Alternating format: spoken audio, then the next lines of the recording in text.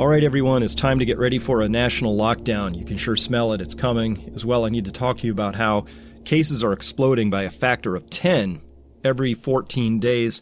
And then we're going to talk about what you can do during this next period of time, which will be a quarantine. Hello, everyone. This is Chris Martinson here with your SARS-CoV-2, a.k.a. the honey badger virus update for March 15th, 2020. And this is Sunday. It's about 12:30 in the afternoon. So my data is probably going to be just a little off if you're watching this in the evening. All right, so let's get going.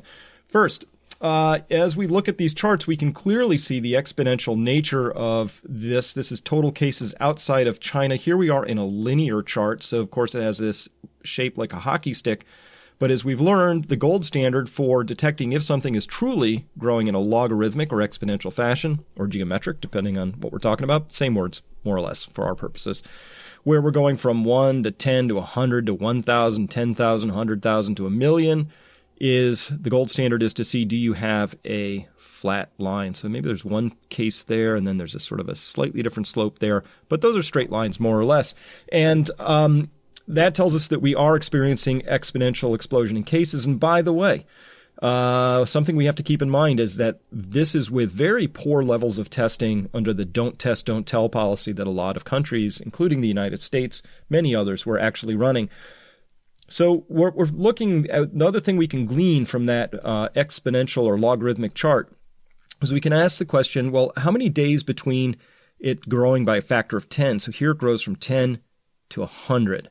And that took 7 days if we count those little dots. And then to go from 100 cases reported to 1,000, that took 19 days. But this is under the don't test, don't tell policy. I think this is inappropriate. We can see the slope of the line pick up a little. I think this is mostly due to testing at this point. This is a 13-day stretch to go from 1,000 to 10,000.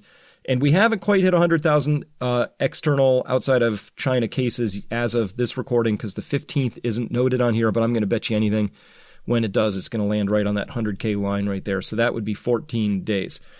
What does that mean? It means in 2 more weeks, in another 14 days, there's going to be 1 million cases worldwide. It means in a month, we're going to be at, which is 2 weeks after that, we're going to be at 10 million cases. Case, cluster, boom.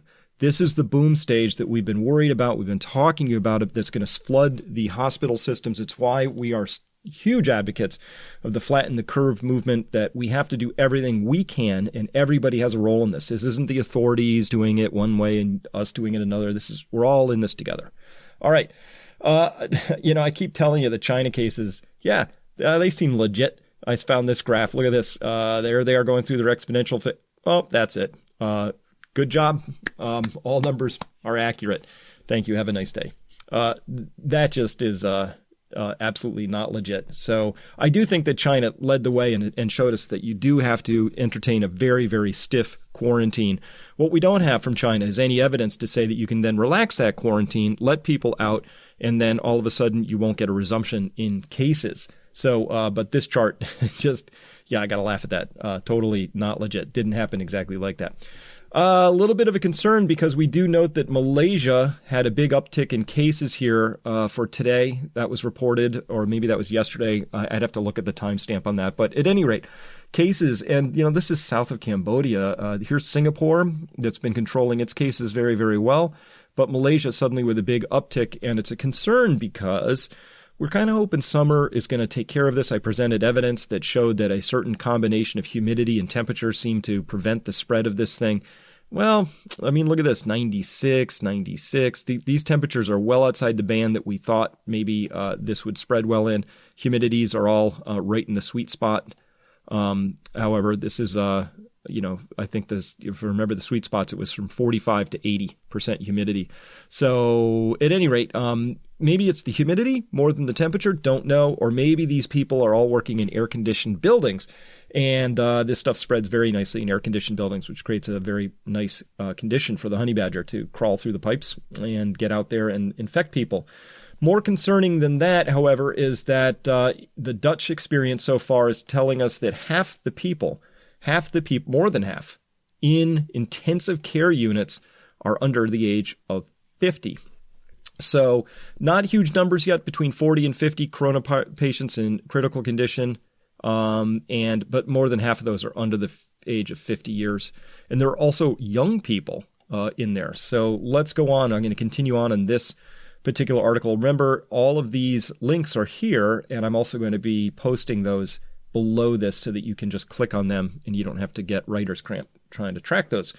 All right, half are in the ICU under 50. Here we go. First, continuing that article, a 16-year-old boy from Breda is infected with the coronavirus, currently in the intensive care unit of the Erasmus MC Sophia Children's Hospital. His family calls on the whole of the Netherlands, wake up and take this virus seriously.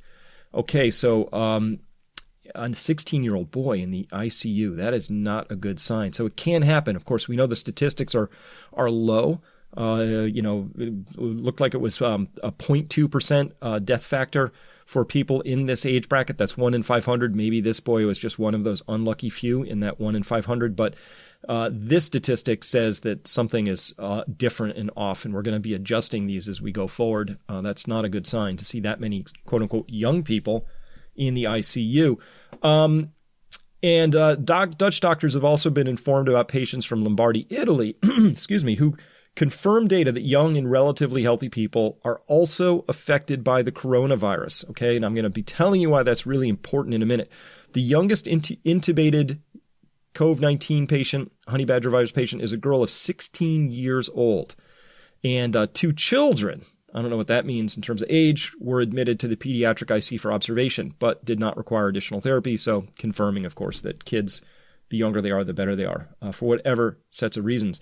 The first patient in that Italian region to receive a ventilator was ventilated for 18 days.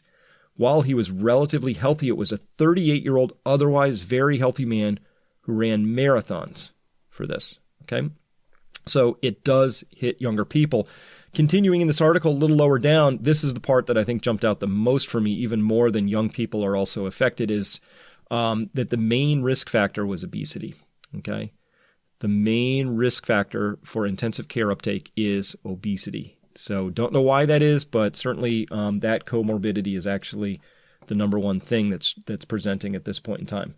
So remember, we've got to flatten the curve. We really want to avoid ending up in this zone up here, saturating our healthcare system beyond its capacity so that it begins to break down. This is how we do that right here. We join this movement. And now I'm going to take you to some really, really fascinating, very, very well done animations that came to us out of the Washington Post. Here's the link for that. And what I want to do here is just run these a couple times. These are great. These explain a couple of things. So let's just kick this one off and get it going. So what we're doing here is tracking those little balls as they bounce into each other. They're just infecting other little balls. And so you can watch that chart at the top. And what we're seeing is the total amount of cases.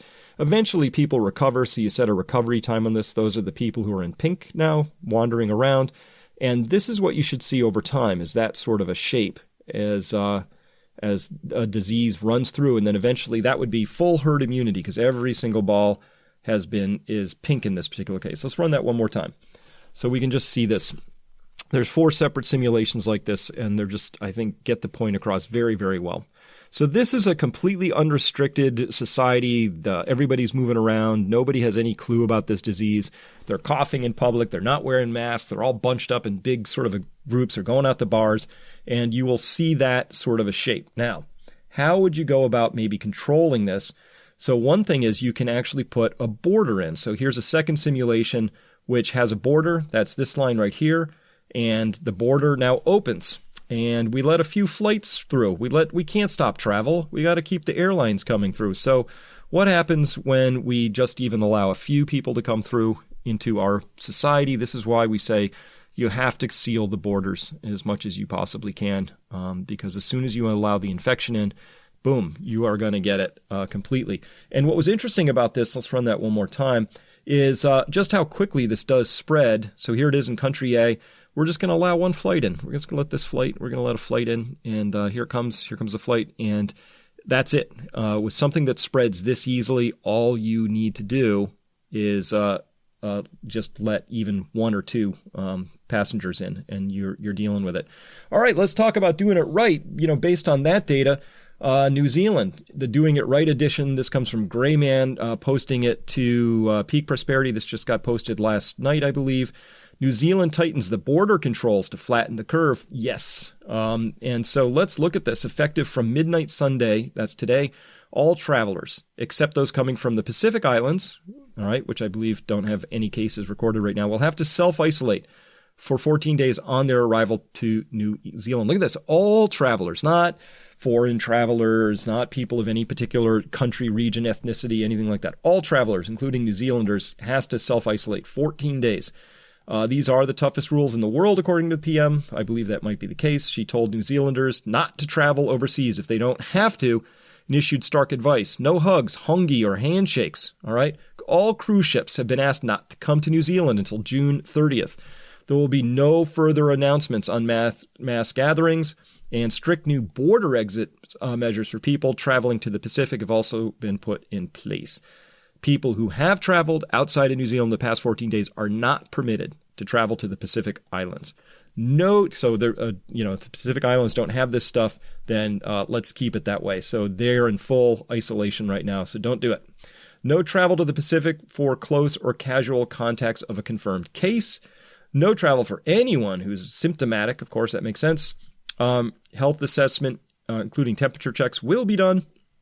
And restrictions prevent foreign nationals traveling from or transiting through mainland China or Iran from entering New Zealand. Not sure why that doesn't also call out Spain, France, Germany, Italy, most of Europe, actually. The government has also issued a stern warning for people with health conditions to reconsider overseas cruises. I'll go further than that. If you're thinking about going on a cruise, you are nuts. You could not pay me to go on a cruise. I don't care if I was losing money because I had one booked. I'm not going on a cruise. Now let's talk about how we can flatten the curve. Let's talk about lockdowns now. So this is why I think you need to be ready for a national lockdown if your country doesn't already have one, because it is the only thing that works. You can stay the F home yourself, but I think governments have to step in and do the lockdowns. And let's run a simulation that shows a lockdown. This is with 25% of the dots are now stationary. 25% of the dots are people that aren't moving. Or maybe this is 50%. But at any rate, look how much more slowly this is all spreading when we don't have everybody moving around and going to gatherings and bumping into each other and coughing on each other in lines and all of that. So you can see the shape of that curve up top as it's being drawn is a very, very different shape. Everything's still moving the same speed. We haven't slowed the dots down or anything like that. It's just very, very effective. So that's what a lockdown will do for you.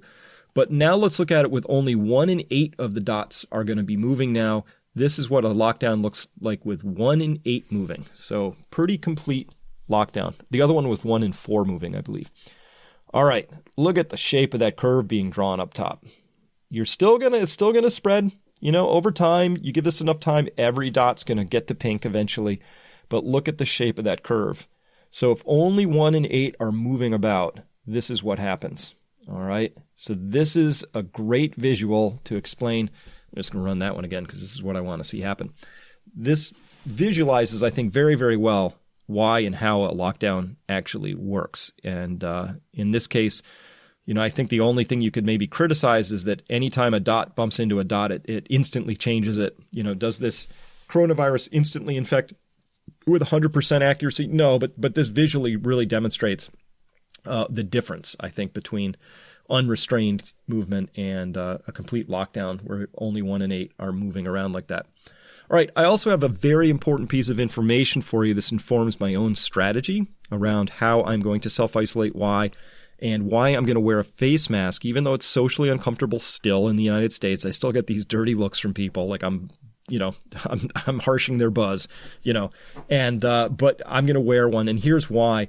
This was a really great piece that comes out of Rishi Desai. He's chief medical officer and a former outbreak investigator at the Center for Disease Control. And so here was one little piece. He talked about what's called a low inoculum. So if you're in a lab and you're going to inoculate a plate of medium in a petri dish and you're going to grow yeast or bacteria on that plate, the inoculant it uses is you dip a little wire loop into a culture, a liquid culture that has a bunch of whatever you want to inoculate, a bunch of bacteria in it, and then you swipe that across the plate, and that's called inoculating the plate. So he's talking about how the inoculum is how many of those virus particles you would get in your own body. So let's listen in here. Where there is an interesting wrinkle, I kind of want to focus your attention on, is where you get a big inoculum. Right? So when I say inoculum, what I mean is lots and lots of secretions full of virus versus a little bit of a secretion full of just a little bit of virus. So let's say two scenarios. One, I'm trying to intubate, putting a tube down someone's throat so that I can help them breathe. And I'm right in their face, and let's say I'm not wearing my N95 mask because it's soiled or I forgot to put it on or I'm in a rush, and I'm kind of face to face, and that person just kind of coughs or sneezes or gags, and all of a sudden I get in my face kind of a shower of these particles full of virus. That's a large inoculum. Compare that to me being at a conference and me grabbing a handle on a restroom, and maybe someone had forgotten to fully wash their hands and they got some virus on that handle. That's a small inoculum. So these are the two different inoculums. What we know from the data is that when you get a large inoculum, you get sicker. And so the people at risk, I mentioned the elderly, but the other group at risk for serious disease are healthcare workers because they're with the sickest patients, and the sickest patients tend to have the highest amounts of virus. So that's just one thing to kind of keep in mind. All right, really important information in there, and it's that when you get a larger inoculum, you tend to get sicker. So I want to talk about this because this informs why I wear a face mask and how and why hand washing works the way it does. So I want to talk to you about viral loading very quickly. So what he's talking about in that video is that when you get a really large dose, like you have a large starting dose of the virus, then you have trillions of virus particles enter your body all at once. And then so they're starting from a very high level, and they start from there and take off like crazy from there. So I couldn't find a lot of information about this, so I'm only going to be able to give you representative numbers. But I thought two things. First, notice here with SARS patients, right, we're looking at a case here in Transfusion Medical Medicine Reviews from the 21st of February of 2020. So these people report that within 3 days after fever onset for SARS, again, this could be different here for the honey badger virus, just a little different. 19 out of 24 of patients had detectable SARS-CoV RNA in plasma, so that's in the blood. The viral load level rose fast, and the maximal viral load was around day 4 or day 5 after the onset of fever, after which the viral load quickly decreased. So this is almost certainly true that we're going to see that if you tracked your viral load in your body, let's say right here is where you get first exposed, and then it goes up, and you're going to have a lot of them, and then it's going to come down again like this. And it might be that up to here you're asymptomatic, so you are capable of getting infecting people with this, and we'll cover more of that data in just a second. But honestly, the amount of infectiveness you have here is not nearly as great as it would be here. And so what they're saying here is, at least for SARS, we see that the maximal viral load was around day 4 or day 5. So if we said, this is the onset of symptoms, day 4 or day 5, let's call this day 5 out here, right, is where you're going to have your maximum viral load, and then they're gonna go down after that, okay? And again, at some point you'll have sort of, let's say, minimal infectivity at some level where you've got it, it's detectable, but you're not really infectious, not compared to when you're just shedding them up here at the worst of it, all right? Their findings showed viral shedding in plasma, so that's into the blood, was common when people were clinically ill with SARS virus, and that plasma may be a better sample compared with nasal and throat swabs. That's probably almost always true. So looking at all of that, we don't know how fast this viral load is actually replicating in the body. I'm sure somebody does. I couldn't find out that data, which I wanted to answer this question, which is how many hours does it take for this virus, once it's in your body, to double and double and double again. So I don't have that data, so I'm going to show you something representative that's going to begin to explain this idea of why starting with a low inoculum level would have a better outcome for you, and that if you get hit with a really high inoculum level, that is a big fat blob of trillions of virus particles, why that is associated with more serious cases. All right, so I just made a quick little table here, and this is representative only, okay? I don't need anybody coming back saying this is inaccurate, because I know it's inaccurate because I just made it up, but because I don't have good data. So let's just look through here, and this is the viral load you might have. And let's imagine, and this is totally imaginary, that it has a 4-hour doubling time. So if we got one virus particle in us, honestly, it probably wouldn't even make you sick, because there's some minimum threshold you need to get exposed to that would lead to illness. Anything less than that, and it's probably going to be unsuccessful. Why? Because maybe that one virus got in you, but it didn't travel in your body anywhere where it could possibly latch onto an ACE2 receptor before it got deactivated, by proteases in your bloodstream or whatever. But let's imagine that if it was able to replicate after 4 hours, there would be 2 of them, because it doubled every 4 hours. And after 8 hours, now there's 4 of them. And after 12 hours, there's 8 of them. And after 16 hours, there's 8 of them. And after 20 hours, you got 16 of these, and so on. See how this is just doubling like that? Double, double, double. So if you start with a low inoculum, and let's imagine, this was, you got some virus particles off of a doorknob. Well, before this thing's exploded, and I'm just making stuff up here, but let's imagine that this is the number where you suddenly are symptomatic and having that's where your fever first starts, okay? And I know these numbers are way off, but it's just representative. Look how much time you would have. You would have basically 2 or 3 days for your body to begin to mount a defense, recognize this invader, get your T cells all sort of spooled up. Your white blood cells are busy going there. They're identifying it. They're replicating. They're starting to make antibodies. They're mounting a defense. Your body has 3 days to do that, whereas if somebody goes ahead and just coughs into your face, maybe you're a well-meaning child who just picked it up at school, because kids like to cough in their parents' mouths for some unknown reason, and you start with this load, you only have 4 hours before you've gotten to a symptomatic load. Your body hasn't had time to adjust to this, and it's off to the races. These numbers are just exploding after that. So with a low inoculum, you have time for your body to adjust to it. So if we're all going to get this because, accidentally, no matter how careful we are, someday there's a particle drifting on the wind, or somebody coughed somewhere, way up in the front of the plane, and somehow we caught it. If you can start with a low level of a viral load, you give your body time to begin mounting that defense before your body gets overwhelmed. Okay. So that's my interpretation of that. And so, of course, the conclusion is wear a mask. Wear eye protection, wash your hands, right? That's why we do these things. I don't care what anybody in the government says. Masks help. Are they perfect? No.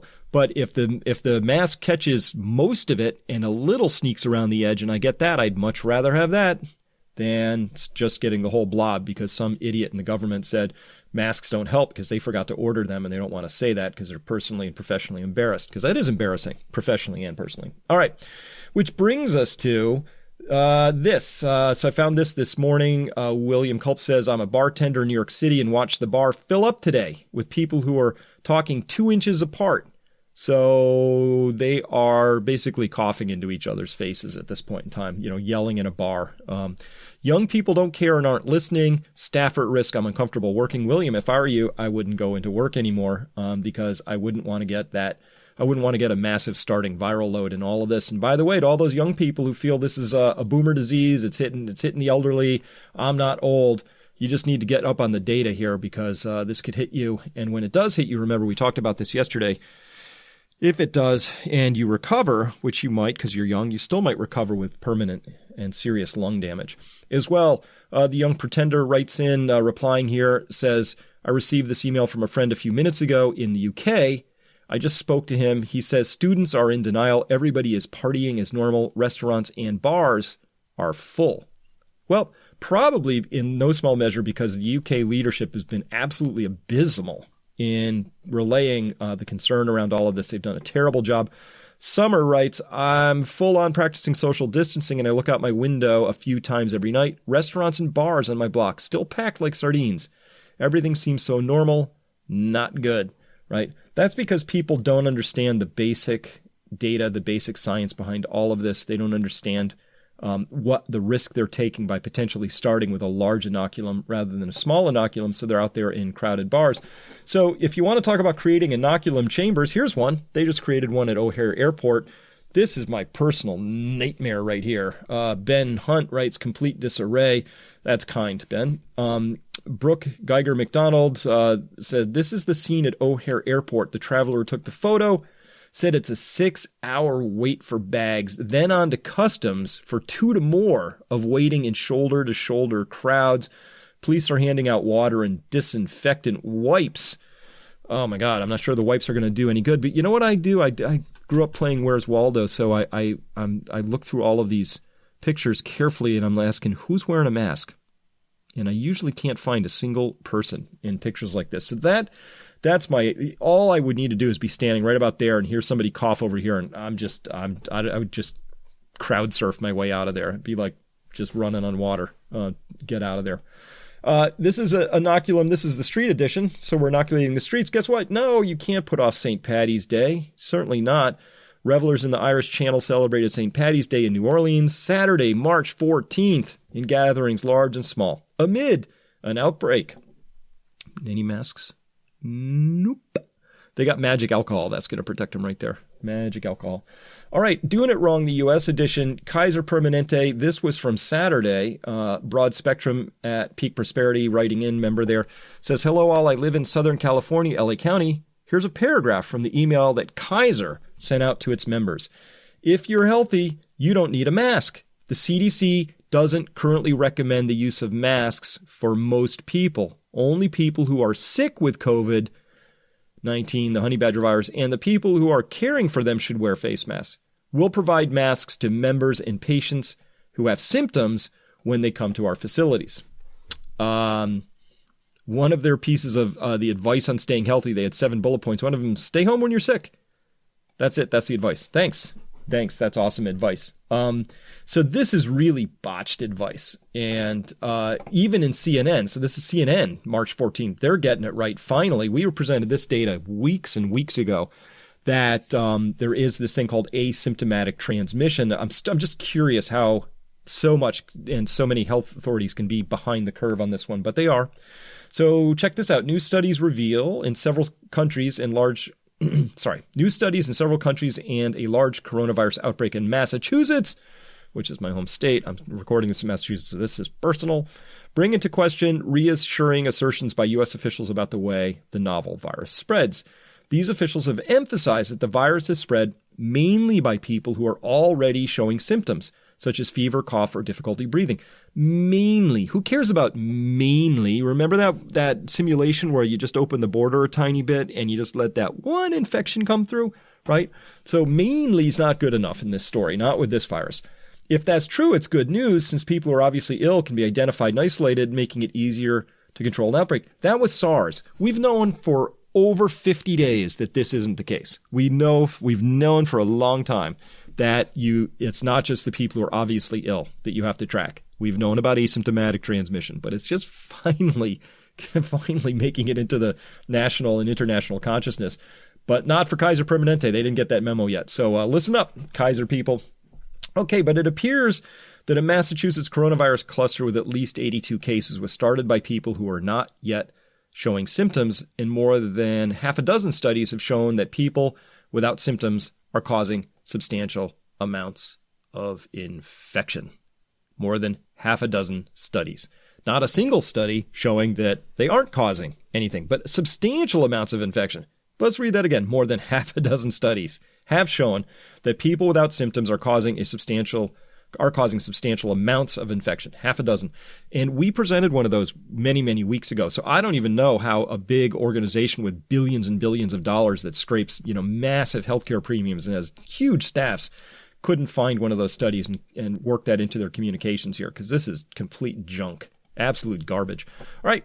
For weeks, federal officials have emphasized that asymptomatic transmission can happen, but have said that it's not a significant factor in the spread of the virus.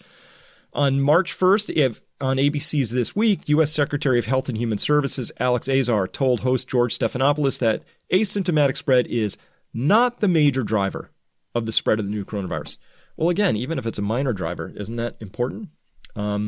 So continuing this particular article here, in an article 2 weeks ago in the New England Journal of Medicine, Bill Gates expressed concern about the spread of the disease by people who haven't yet developed symptoms, only a bit sick, writing, there is also strong evidence that it can be transmitted by people who are just mildly ill or even pre-symptomatic, which is another way of saying asymptomatic. This will mean it'll be much harder to contain than MERS or SARS. Of course, we've known that for weeks. All right. On Tuesday, Dr. Sandra Klesik, director of the Institute of Medical Virology in Frankfurt, Germany, tested 24 passengers who had just flown in from Israel. 7 of the 24 passengers tested positive for coronavirus. 4 of those had no symptoms. And Klesik was surprised to find that the viral load of the specimens from the asymptomatic patients was higher than the viral load of the specimens from the 3 patients who did have the symptoms. All right. Their viral load was higher. And these were the asymptomatic people, okay? So as soon as you get data like this, we're all done. Boom. You have to move fast in a situation like this. We are all done. There is nothing more to be said. We don't have to gather any more data. We are now operating on a new frame of reference, which is that people with viral loads who are asymptomatic are a thing, okay? All right. And, of course, I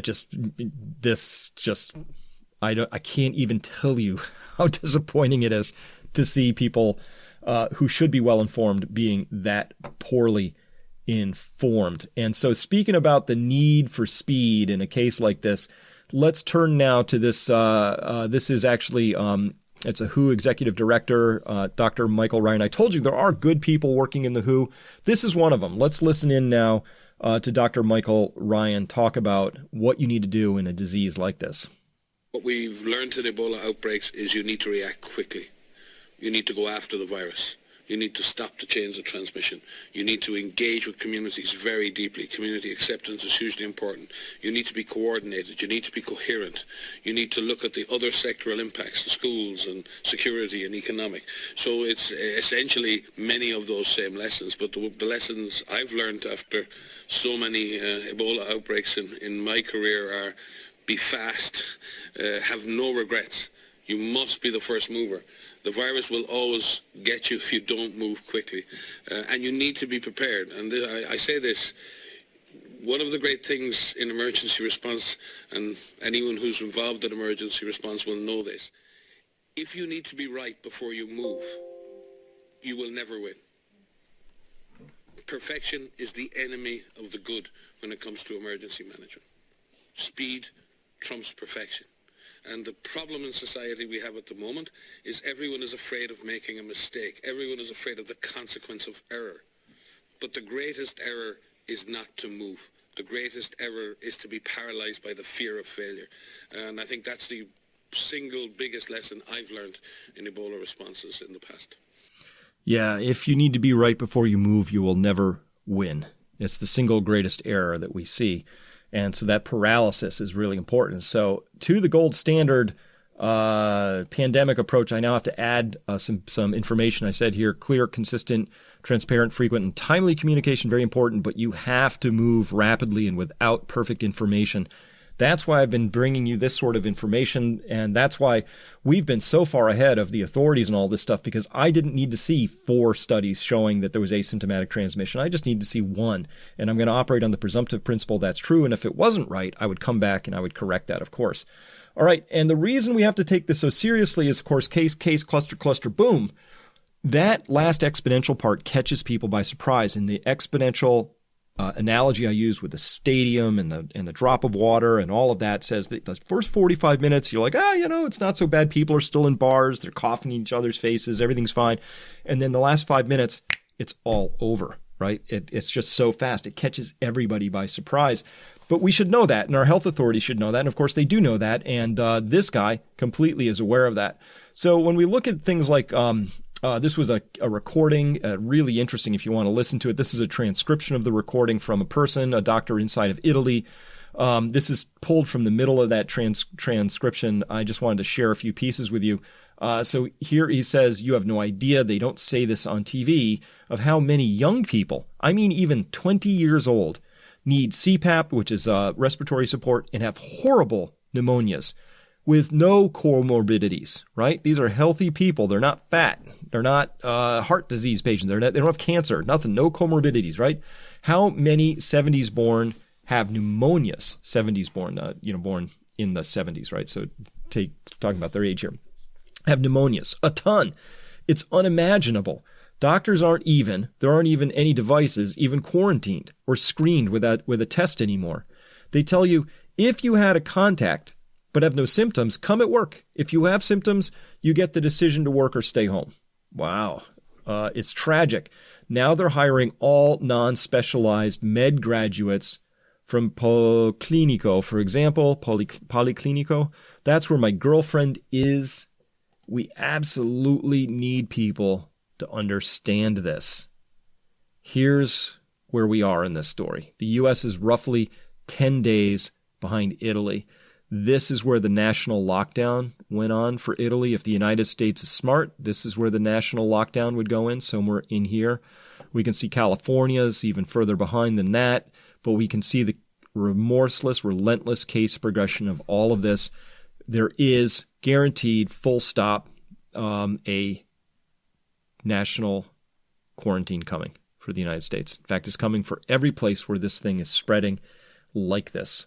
And that's pretty much guaranteed. Remember, one of the reasons we're concerned is even if you are recovered, maybe you're recovered with air quotes around that word or quotes around that word, because actually you may have a semi-permanent or maybe even permanent lung function impairment, and that would be a very bad thing. So remember, we talked about all these ways to avoid becoming infected in the first place. I'm going to put a new thing at the top here, which is undertake extreme social distancing measures immediately. You don't want to be one of those 1 in 8 people who's moving about. If you can begin to self-isolate, self-quarantine, not go anywhere, not have contact with people, just do that. Just do that right now. If you have to go out, you're going to be wearing, of course, mask. And if you're going to be in close contact, you need the eye protection as well. So if you can stay 6 feet away from people, cool. That's the way to do this. All right. So, okay, given all that, now what? I know quarantine's coming. All right, what do we do? All right, first thing, you got to self-isolate now. Just don't let that guy in, okay? Just don't do that. The second thing is you want to make sure your house is a clean zone, a green zone. So that means that you're not letting people into your home. And this is going to be tough. I totally get it, and I'll cover some of that a little bit more in just a second. But you want to make sure that your home is a place where you are safe, and that's at least for peace of mind, as well as that just makes a lot of sense. This is a well-managed gathering. That's what gatherings are going to look like for probably the next few months here. And if you have to gather, make sure it looks like that. That's how it's done. And you want to stay at least 6 feet away from everybody when out and about. So this panic shopping that's going on right now, let me see. Where's Waldo? Mask? Nope. Zero masks. These people are actually in order to prepare for something in a panic, because they weren't listening here 50 days ago. They're now stuck in this very untenable situation. But if you are going to get stuck in that situation, my goodness, you should be wearing a mask of some sort. And look at this case. This woman is wearing a mask. This woman's busy wiping her nose right here. I don't know what happens next after that. Maybe she picks up something off the aisle. I don't know. And you really just need to be staying like this. This is okay. That's better spacing right there. But the rest of this just looks like a thing I'd much, much rather avoid. All right. So what does extreme social isolation and distancing look like? It means there's no more school. When we get in this national quarantine, this will all be enforced, but you shouldn't have to wait. There's no more going to restaurants. There's no more going to bars. No more concerts. No more sporting events. Mass transit. Nope. Airplane trips. Nope. Cruises. I mean, do I really have to talk about cruises? Anybody? I just heard about somebody who got on a cruise ship yesterday. I'm shocked. Especially no playing bridge. I'm talking to you, Mom, now. Poker, other games where items are passed around like cards, chips, other things where you're physically handing things around. Lots of studies show that this is one of the best ways to infect and be infected is to hand things back and forth to people. And no more having friends over, and no more stopping by a friend's house. These are all really disruptive, draconian things, but this is what has to happen right away. So you're at home, and you're not seeing a lot of friends anymore. Of course, we've got Skype and FaceTime and other things now, which really make that a lot less of a challenge than it was even, I think, 10 years ago. But so what do? Plant a garden. This was the garden I had at my old house. I'm going to have one that looks a lot like that. This spring, I'm putting it in my new place. This is on a 50 by 70 plot, so that's a tiny fraction of an acre. You can get a lot done. I had grapevines there. Yes, plant a garden. This is something I would absolutely do with your kids. If you've got kids at home, plant that garden. You want to see how much food you can produce in the shortest amount of time possible. We'll be talking about this in a lot greater detail because I see I'm already running long on this one. But we're going to cover this in a lot more detail because I think now we're past the whole idea that, the Paul Revere Act is over. I don't really have to go out and warn people all that much, although surprisingly, you still have to warn some people. They don't get it. It's still the flu. It's just the flu. No, it's not. That's still happening. But at any rate, the question now becomes, what are you going to do with your time? And how are you going to use it? And how are you going to use it wisely? And instead of just defaulting into, video games and Netflix and all that other stuff, it's time to let's use it wisely. This could be a real gift, I think, as well for a lot of people. We could learn a new language. We could hone a skill and do lots of projects. We could clean and organize our homes and get into that much lower level of clutter. And those are all things that are really important to do as well. So these are endorsed personal actions. We still stick by our endorsed national actions here. We think every one of these still makes sense. We could add more to that if we wanted to. Remember, this isn't the flu. It really isn't. It's not SARS. Shame on anybody who's still trying to claim it's, the flu is more deadly and all that stuff. The way this goes is case, cluster, boom. And we are almost at that boom stage. So my conclusions for today. When or if you do get the novel coronavirus, you want as small a starting viral load as possible. That gives you the best chance of not becoming one of those serious cases because you give your body the time it needs to begin to mount an effective defense. The boom, that's going to come at a surprising speed. The boom stage always comes at a surprising speed. That's just how it is. Welcome to exponential growth. As of now, we are expecting a continued 10x growth in cases every 14 days. So that takes us from 100,000 to 1 million to 10 million to 100 million. That's what we mean by that. And that's just covering the next 6 weeks in this particular story. Okay. As well, things that are exponential that just surprises us. Like if you're on ice and you're walking carefully and it's maybe that super slippery ice with just a little layer of snow on top, and it's just like extra slippery, that's coming. But if you slip on it, it's still going to be a surprisingly painful fall when it comes. Why? Because gravity operates exponentially, right? It's, it's a squared function. You are accelerating towards the ground. So you're moving towards the ground exponentially faster. It's just very hard for our human brains to understand exponential growth and exponential functions, even though we're pulled to the earth by an exponential function every single day. So you'd think we'd wire it up, but nope. Hey, even the under 50 crowd are getting slammed by this virus. We hope it doesn't represent a mutation of any sort that's come along to make it more virulent for younger people. But this whole idea that it just hits old people is not true. So let's make sure we combat that misinformation as well. Hey, lockdowns work. They really do. So expect one to come much sooner than you might think. Remember, things happen a lot faster than you might think with exponential functions. I'll be surprised if the United States doesn't go into a national quarantine or lockdown sometime this next week, maybe as early as Monday, this being recorded on Sunday, of course. Each of us, though, has a vital role in this. This isn't about what the authorities are doing. We all are responsible for flattening the curve. That begins with you. You're going to have to take your you're going to have to figure out how to do your own social isolation and distancing. You're going to have to learn how to be one of the first people to wear a mask, to not do handshakes, to break the social customs that are in place that are actually the ones that are getting us all infected. So that's up to each of us to do. But you, because you happen to be an early and fast adjuster. So that's up to all of us, but especially the people listening to this. It didn't have to be this way. It really didn't. We had all this information 50 days ago and more. So here we are. We're going to make the best of it. And let's all pull together and do the best we can, because this is actually going to call us all to greatness. It's an extraordinary opportunity. Life has changed. Yesterday is gone. There's a whole new tomorrow coming, and it's up to us to decide who we're going to be, how we're going to be, and what we're going to do with our time. So with that, I'm Chris Martenson. I will talk to you next time. Be well, be safe, everyone. Goodbye. Hi, folks. Adam Taggart here. Chris Martenson and I are the co-founders of Peak Prosperity. If you want to get alerted whenever we release a new video from Chris, just click the red subscribe button right beneath the YouTube video player. Once you've done that, a little bell icon will appear right next to it. Click on that bell. It looks like this. And that's it. The next time we publish a video from Chris, you'll immediately receive a notification from YouTube. Thanks for watching our videos.